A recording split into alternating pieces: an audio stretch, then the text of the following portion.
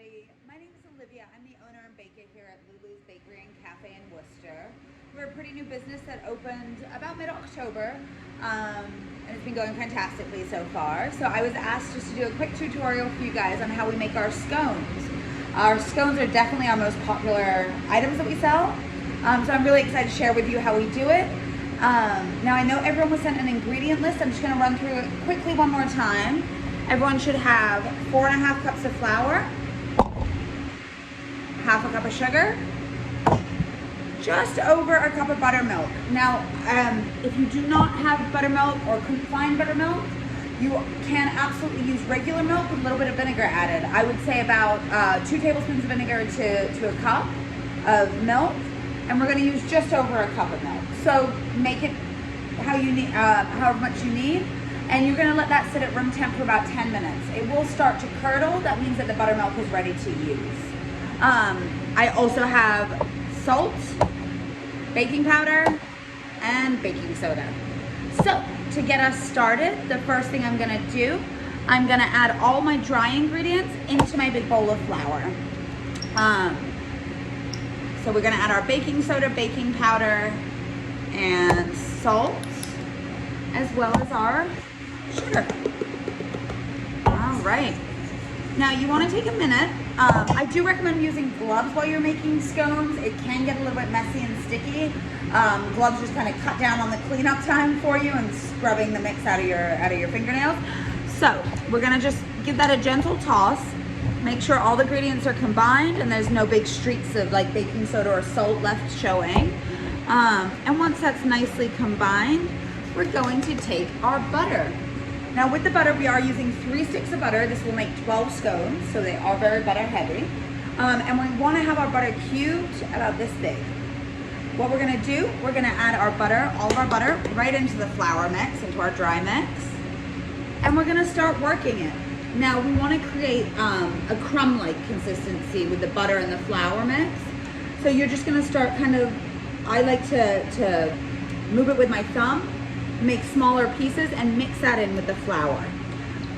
You're gonna keep working it for a couple minutes, and what's gonna start happening is you're gonna start having little chunks in the flour mix, and that creates a nice flaky layers we wanna find in our scones. We don't want dry, hard, crumbly scones.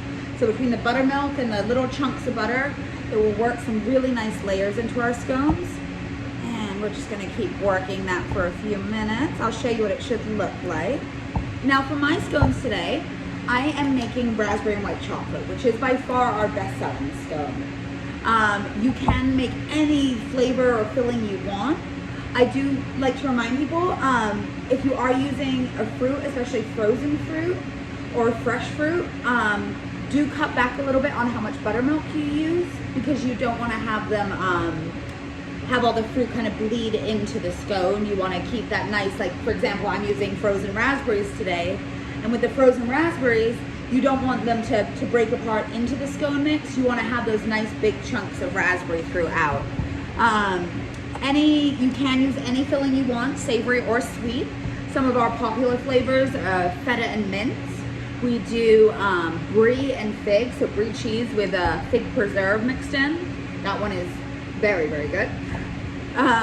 Or you could just do plain scones. You could do chocolate chip scones. I do like to remind people, if you are doing a more savory flavor like the feta and mint, or another very popular one we do is jalapeno with cheddar and turkey bacon, you want to either cut back on the sugar or omit the sugar completely.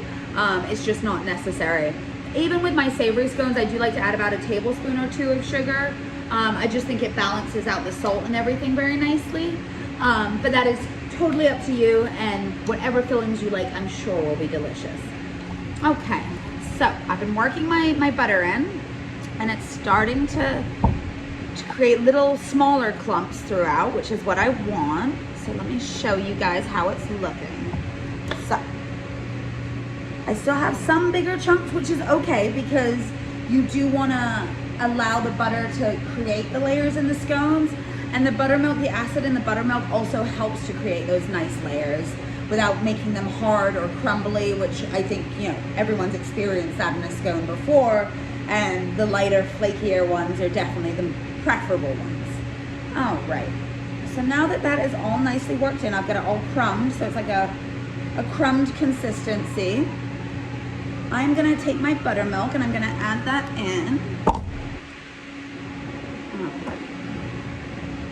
So you wanna start slowly. I tend to only add about half of my buttermilk in at a time because I like to see how wet or dry the mixture is becoming and then temper it according to what I think it needs. So at the end, you wanna have a slightly sticky but not too sticky workable dough. You definitely don't want it to be dry and crumbly in dough form because then you're gonna end up with a very dry and crumbly scone. All right, so after adding about half my buttermilk, it's looking like this. So I'm gonna add a little bit more, probably about half of what's left in my bowl. All right, and I'm just gonna keep working that. Now this is the part I definitely recommend gloves for because it does get incredibly messy, but it's really fun. And if you have little ones at home, I know my little ones really enjoy getting involved in helping with this stage, so feel free to make it a family affair. The other nice thing about scones that I wanted to mention was the unbaked scones freeze really well.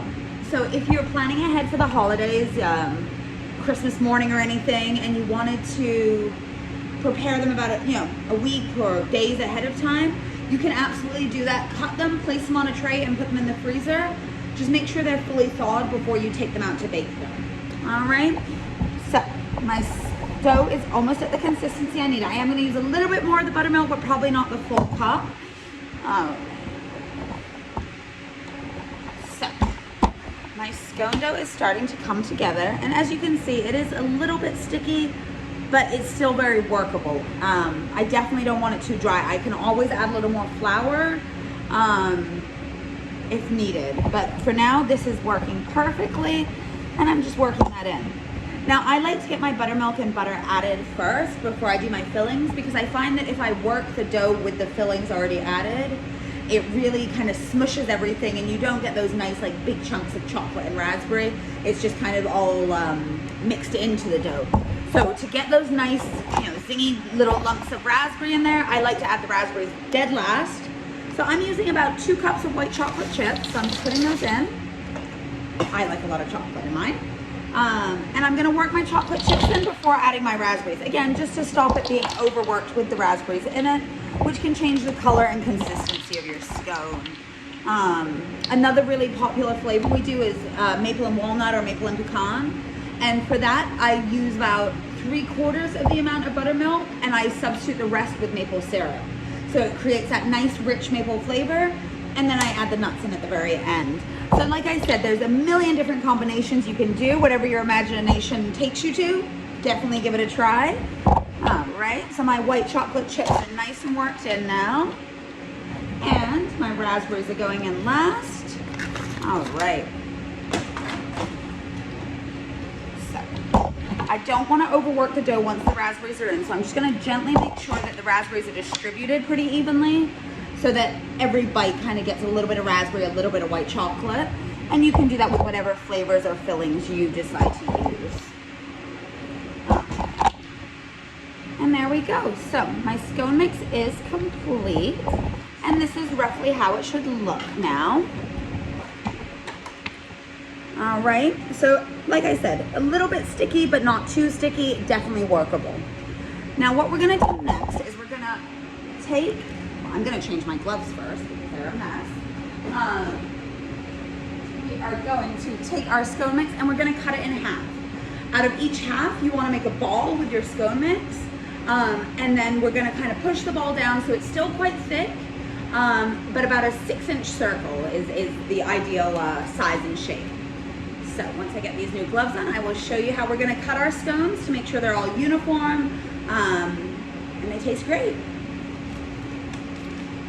You want to lightly flour your surface before turning the dough out onto it. You just don't want the dough sticking too much to the surface. Otherwise it's just a bigger cleanup for you and no one needs that. Alrighty. So I'm gonna put down a little bit of flour on my surface and then I'll sprinkle a little bit of flour over the top of each ball of dough. Now if you have a kitchen scale, feel free to weigh the whole ball of dough and then cut it in half. Otherwise, I tend to just eyeball mine, and it normally works out pretty well.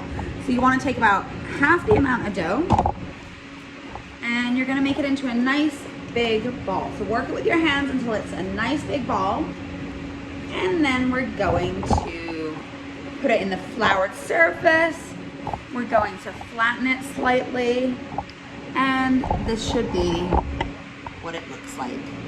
All right. Now we're going to take a big knife. I'm going to cut my circle in half. And then I'm going to cut each half into thirds. So out of all this scone mix, we'll end up with 12 scones, and they should all be pretty similar in size. So I'm just going to do a quick slice across, and I'm going to do a quick slice down. So each scone should come out to about that size and shape. All right. If you find that some of them are a lot bigger than the others, just if you cut it at a slightly odd angle, feel free to grab a little bit of the scone dough off of one and add it to another. So now I'm gonna cut all my 12 scones, and as soon as they're ready to pop in the oven, we're gonna get that done. Now before we put them in the oven, we do a very light egg wash over them. All that means is we take an egg, we beat it, we take a pastry brush or a spoon, and you just do a little layer of the egg, the beaten egg over the scones. It creates a nice golden layer on top and leaves the inside nice and soft for you. So let me get a tray. I'm gonna start plating these up, or traying these up, and we'll get them in the oven and see how they come out.